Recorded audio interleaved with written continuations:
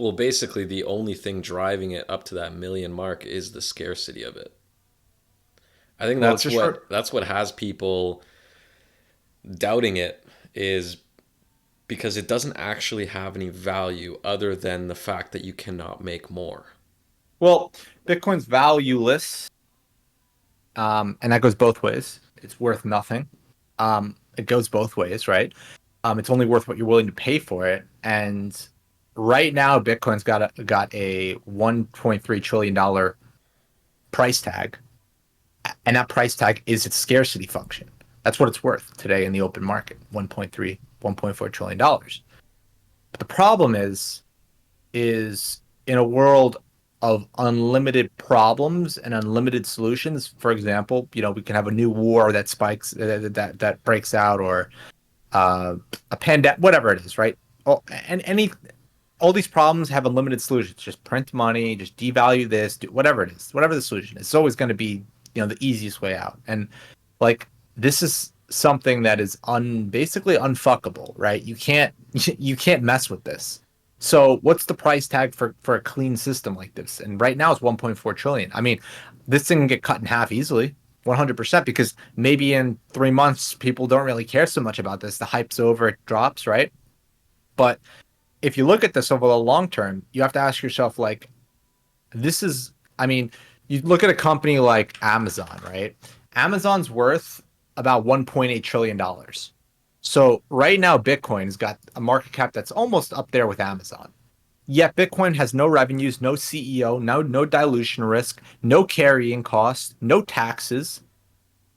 So like, you're telling me that this is worth as much as Amazon, and now people say that's bearish, right? All that's fucking, that's it's all internet money. It's fake, but like it's not though, because like the objection of it being internet money is that you can create out of thin air, and like you literally can't create Bitcoin out of thin air.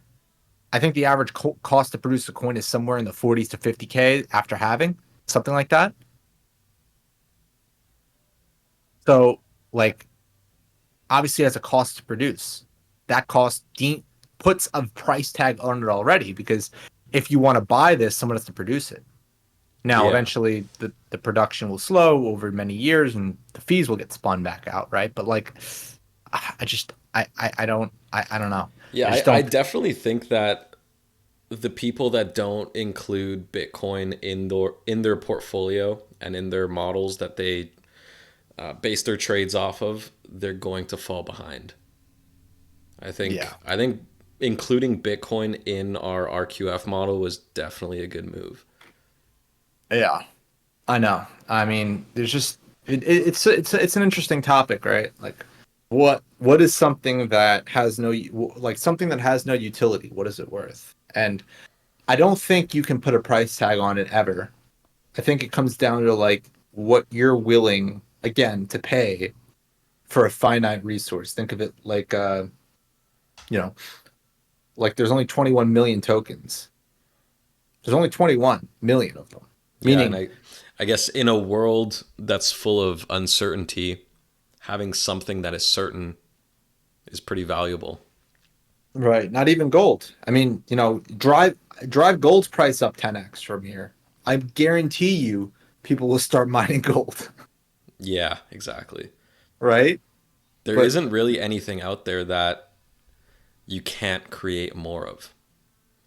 yeah, it's a very fascinating 21st century dilemma we have on our hands here. Obviously, we're all living through it for what the first time experience, but it's certainly interesting. But let's But yeah, let's get into stocks. So basically, this week we saw a bit of a sell-off, very minor sell-off, especially in the S&P. Nasdaq definitely has been going sideways for a bit longer and now sold off a little bit. But the S&P has been holding up better. It still has not broken below mid vamp, whereas the Nasdaq has. yeah, obviously the Nasdaq does look a bit weaker, but I'm going to keep the saying true to what as it always is. Respect the trend, right? So bearish trends tend to lead to lower prices, and bullish trends tend to lead to higher prices. And we are, in fact, in a bullish trend across both. the S&P, and the Nasdaq. Now, the S&P seems to have a bit more firmness to it. If we get under mid vamp, I'd love to see a move down to lower vamp. And obviously, the reasons why I say like I like to see these moves down to lower vamp is it's healthy. What ends up happening is if you don't get these exhaustion moves lower, um, you get into a situation where the next exhaustion move could be more severe because there hasn't been any checks along the way, right? It's almost like think of it like or downside pressure penting up, and then there's a release valve, and it's instead of like a nice push down to lower vamp, similar to what we saw here in January. It's something more extreme that maybe can even drive us down to Momo. And if we do go down to Momo, the trend can still hold bullish. So we have to respect the fact that this trend is dynamic. Under mid vamp opens up the risk to lower vamp, and under lower vamp or put a real pressure into lower vamp can obviously push price down to Momo. Respect the trend though. We are in a bullish trend, and that's trend, and the price should continue to trend higher as long as this bullish trend holds. But I really want to talk about something specifically that's relevant to the markets today, and that's the volatility conditions that we're seeing. So, for those that don't know what I'm talking about, we can take a quick look at VIX, right? And VIX has had this persistent bid pretty much all throughout 2024 so far, where it's risen in such a manner that is not so bullish, right? The idea that what everyone what consensus considers the fear gauge gradually rising, people don't look at this as a bullish sign. It's like, okay, that means the volatility the market's pricing in on a forward basis keeps on rising. And now you might say, well, how does that make sense? Why is VIX going up and the S&P 500 going up? Doesn't really make much sense until you understand what's going on under the surface. So let's take a quick look at RVol. What this is the realized volatility. And you're basically looking at what the market has realized. This is not like VIX is a forward-looking volatility metric, so we can see what the market's pricing in over the next 30 days. RVol's what's happening now.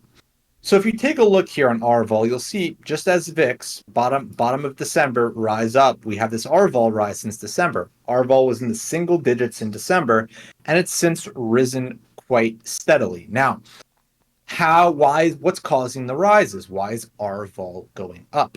And it's pretty simple, right? What you'll notice is these pumps in R vol are actually happening on market up days. Let that sink in. So realized volatility is actually going up. Usually realized vol goes up because the market falls faster than it rises. But in this case, we're actually seeing R vol pump up higher on market up days. See here, when the market goes down, RVol goes up, but this big up day here in RVol coincides with this big move up in the S&P 500. So what's going on simply is the up days are more violent than the down days. Now, is that a bullish or bearish thing? Well, I think we have to take a little bit more depth, or apply a little bit more depth to the situation. And what we can do is we can look at something that compares implied volatility to realized volatility, which is just VIX and RVol. Now, what you'll notice that's very interesting here is that typically in bull markets where we have this consistent pressure or build up to new all-time highs, where the market kind of pushes up, new all-time high consolidates, and the cycle continues until the market's over, the cycle's over, the trend's over, rolls over, and then there we have the bear market, right? You can see just over time, there's always this period of excess upside in this ratio. Now, what this ratio is telling you is that VIX is getting when this ratio is above 1.5, the price of VIX is essentially 50% more expensive than the volatility index is 50% more expensive, right? Than what's being realized in the market. And that's typically a signal that is seen when RVol is essentially dropping, right? So what happens is VIX doesn't actually have to go up in this scenario. What happens is VIX doesn't go down as much and RVol gets crushed. Now, what that means is the realized volatility is getting crushed because the market's trading in a much tighter and tighter range as it grinds and goes higher, where the volatility market's going to always forecast some sort of issue that could emerge, and there's going to be a premium on volatility, right? On implied volatility, but you can't really put a premium on realized vol because realized volatility is essentially just going to happen, right? There's no pricing. It's just what actually happens in the market. And implied volatility is what option markets are pricing in coming in the future. So what happens here in these bursts up above this 1.5 mark is our vol is dropping, VIX isn't dropping as fast, and therefore the spread blows up. I bring this all up because, as you notice here, we've been seeing this steady push higher pretty much since the October lows and all through 2024 without much excess above the 1.5 mark. Now, is that something that's saying, we got problems? Because historically, in bear markets, we can just take a quick look here, this ratio dives in bear markets. It goes down a lot. Now, this ratio is not above the line, but it's not really down much. So this is not so much a bullish or bearish indicator, but what this is telling you is that there's a sign of elevated volatility in the market, and our vol is not falling. So VIX is elevated, as we know. VIX is trading 14. The front VIX contracts are trading near 16 right now. We can see right here. VIX is at 14.42 as of the recording, and our vol's in the 11s. Now, we should see our vol drop in a bull market. It should happen. And I think as long as the trend holds, I think that's what's kind of acting as the push and pull in the current market environment, where we have our vol or realized volatility chopping around because the market's more unsure of the situation. And I'm going to bring this back into the compound landing, right? So we're in stage 3. Stocks are going up. The economy is hanging on, and people are just flabbergasted by the fact that the stock market isn't lower, that inflation's still sticky, or I should say that the other way around. People are flabbergasted that inflation's still sticky and the stock market isn't much lower from where we are right now. And I think that push and pull is what's giving our vol its day in the sun, right? It's creating these push and pulls where the market's down a lot and then gets squeezed up, as we just showed you earlier, where our vol starts ripping, and our vol, or I should say realized vol, right, stays elevated. And what that's doing, essentially, think of these pushes here in this ratio where VIX, the VIX R vol ratio, think of these as gasket blow-offs, right? Where R vol kind of runs down, VIX doesn't, and then you get the reset, right? If we take a quick look here, I mean, you can see what I mean, right? When we have these types of shoves higher, these drawdowns are not very far behind, because what ends up happening is you have this excess blow up where R vol gets too tight too quickly, and then boom, it snaps, right? And we haven't seen that. We have an R vol environment that's above average. Therefore, this ratio can't really. We don't have that basically we don't have that gasket blowing off to the downside in R vol where markets can kind of just bid up. Now you might say, oh, the stock market's up in a straight line. Yes and no, right? Just remember, we are up since October, and it would be nice. I mean, it wouldn't be that crazy to ask to see if we can get some sort of pullback, right? Come down and then continue higher. That's would be perfectly normal. But the problem is, again, is that I think there's this push and pull with this intraday volatility that every time we try and go down, people get so scared, and vol stays up, implied vol, realized vol lifts, hedges are in place, and our vol starts dropping the next day and then squeezes up the other way, and people just can't catch a break either way. And if we take a look at where ES is right now, you'll notice that even though the market's up in a straight line, like if I go to the early February highs to where we are right now, we're up 1%, right? So a little over a month, we're up 1%. So there's a lot of chop in here. And that's what's kind of keeping vol elevated. And I think one of the things that needs to happen here is either the people that are short the market, or I should say the vol traders, they need to get VIX above 15 and go. They need to basically lift and carry the vol index, break out of this range, lift up front end volatility, and squeeze the market lower. If they can't do that, what it does is essentially traps every individual that's trying to bet against the market, buying puts or whatnot, in a high vol push. They jump on puts or they're already hedged. And as vol comes back in and the market rebids, they think that, oh, it's another false breakdown. And the market squeezes to the upside now, as we showed you earlier with RVol, and you get those RVol pushes up. So I think if this market's going to get taken lower from here, we're going to have to see a pretty firm gap and go in terms of the volatility structure.